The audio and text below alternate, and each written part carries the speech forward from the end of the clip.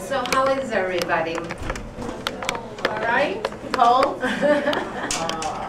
All right. So my name is Ana Jualve, and I work with HRA, the Office of Citywide Health Insurance Access, and I'm going to be talking a little bit later on about the Family Planning Benefit Program. And this is?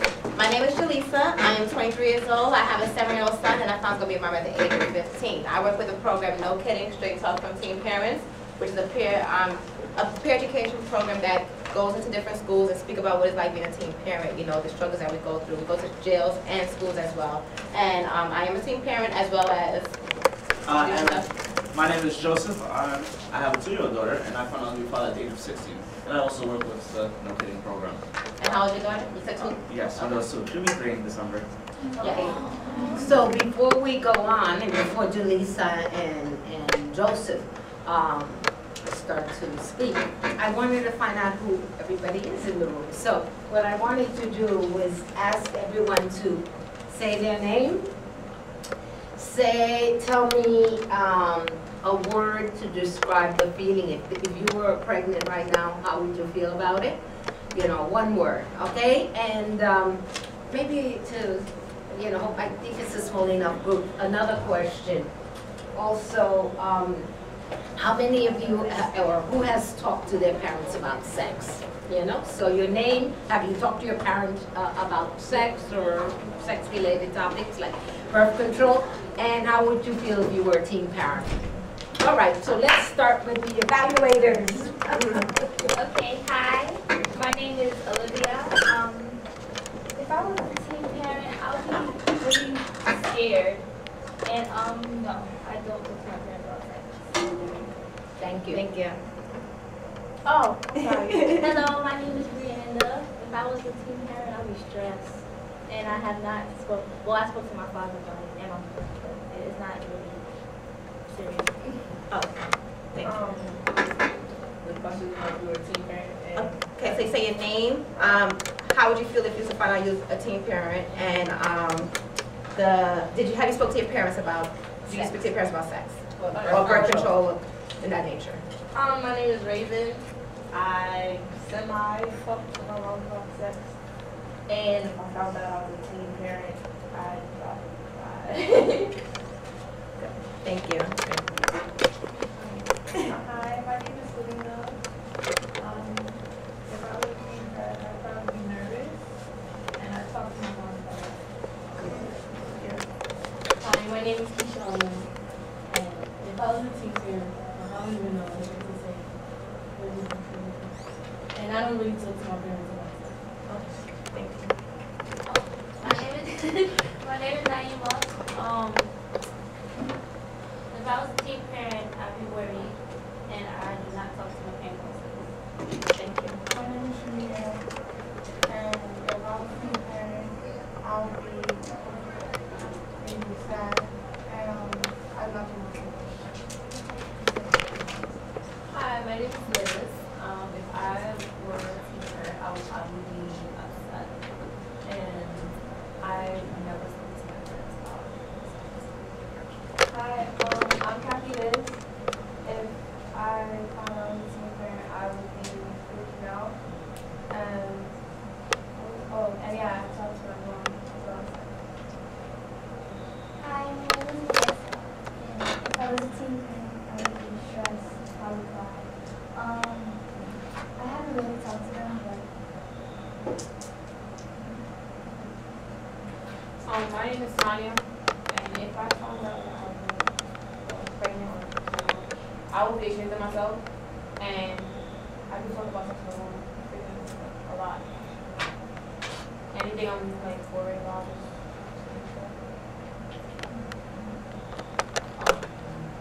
my name is Shanice, and if I found out that I was a teen mom, I would probably feel very alone, and I do talk to my mom about sex. Hello, my name is Gianni. If I found out I was a teen mother, I don't know what I would do, and I always talk to my mother about sex. So I think we're going to take it from there. Yes, I want to thank you all for sharing. I think I can relate with a lot of you guys with some other experiences I've had.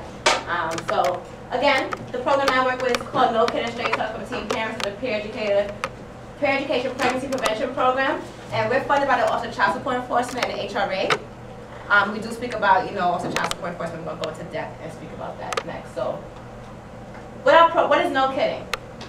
So as it says here, No Kidding is a teen pregnancy prevention program that is funded by the Office of Child Support Enforcement that goes out to different schools and use teen parents like myself and Joseph to do presentations within different high schools.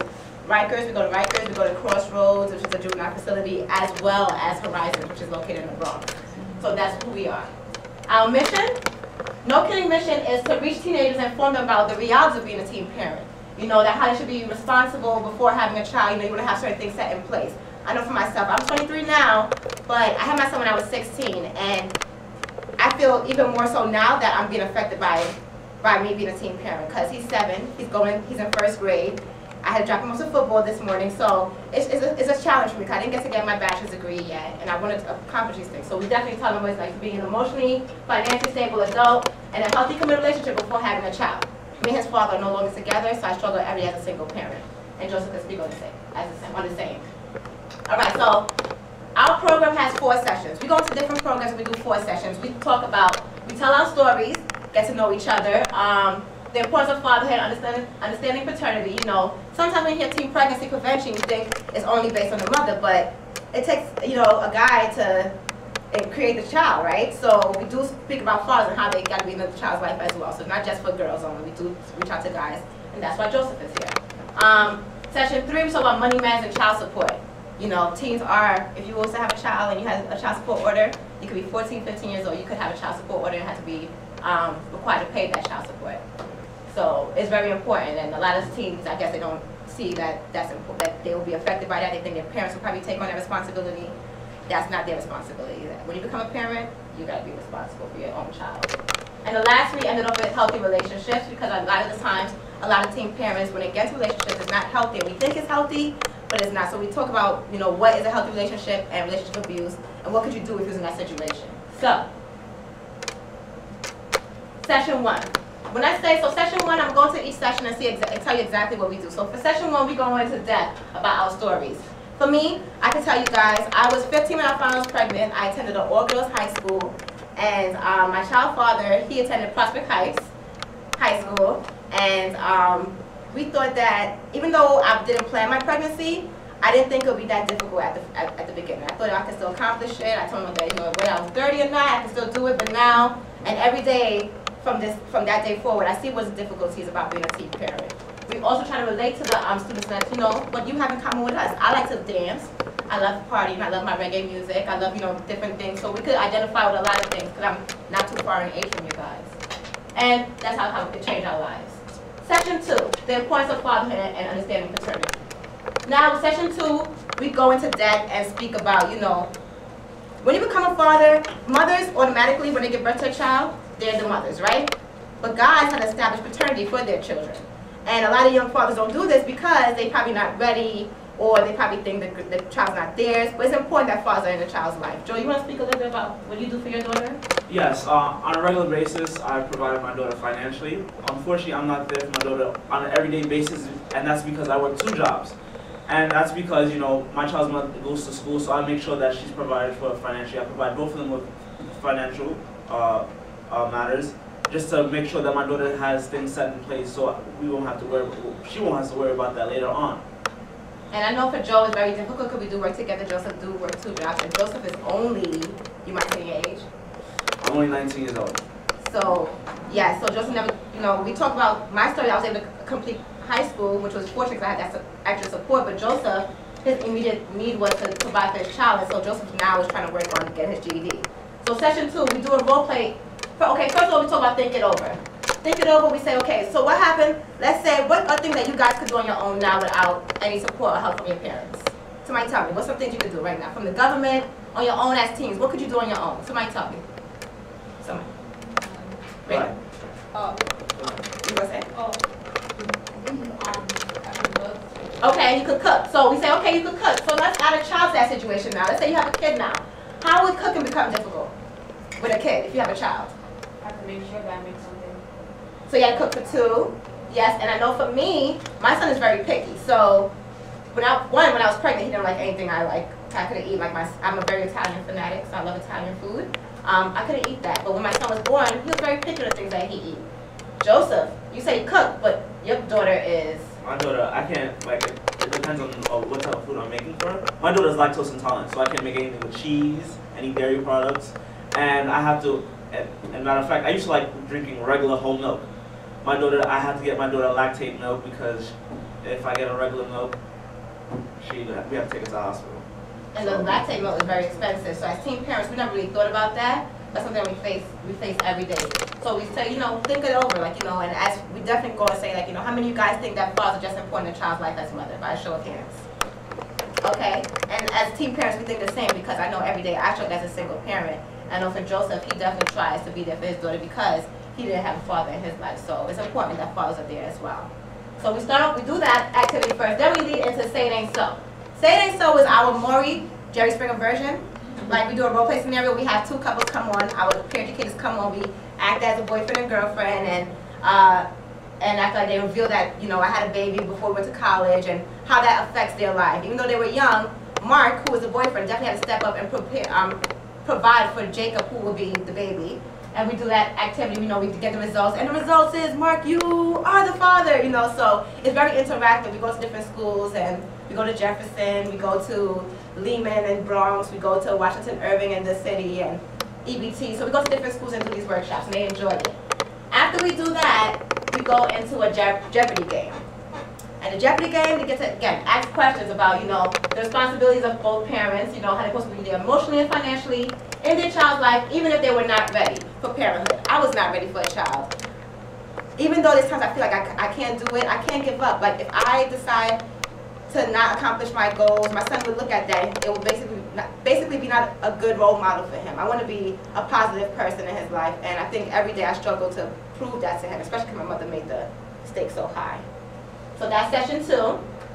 Session 3, money matters and child support. Babies are very expensive. And I can't explain that anymore. My son goes, like I said, he plays football, he's in Boy Scout, and it costs a lot of money. So session 3, we outline how much it costs to raise a child in New York City. We talk about the $20 story, so okay, let's say I was walking down the street, you found $20. What would you guys do with $20 if you found it? Somebody tell me. I'll go with the Junior's cheesecake. That sounds good. What would you do? Go to the movies. I would love to go to the movies sometimes. Buy some food. What's your favorite food? Okay. So probably like Burger King or something. Burger King? I love Burger King. Joe like Burger King. So, and what we tell them, so those are things that you guys would do with your $20. You could go, to the movies, you could go get your hair done, you could go buy any food you want. But for me, if I was to find $20, I have to think, does my son have enough snacks for the month? For Joe, it would be probably, what do you have to do for Bella? Milk. My daughter loves milk. Lactate milk, of course, and that's like $8 a gallon. Regular whole milk is like $3, $4. I'm paying double that price. And I have to, anytime I have money in my pocket, I first have to think about what does my daughter need first before I decide in getting whatever I want to get. Yes. So those are things that we face. So as teens, you guys are responsible for yourself, but as teen parents, we're responsible for another child, not only ourselves, but another kid as well. So it's difficult. I definitely say, wait until you're financially stable. Go to school. I always think about the fact that I didn't get to go to college, out of state, and join a sorority. And these are things I wanted to do, but as me having a kid at a young age, it really put that on hold. I could accomplish those things, but it's not that easy. It's definitely not that easy. So, like I said, we go to different expenses of how much it costs per month to raise a child. Joe, do you have that sheet? All right. So, apartment for a bed. So this is the assignment sheet we give to students. They go home, they do the work, they bring it back. We take the class average, see how much they thought it was for apartment, food, childcare, transportation, necessities like diapers, toiletry, cleaning products, utilities, miscellaneous. We give them the total, and more likely, most of the times, what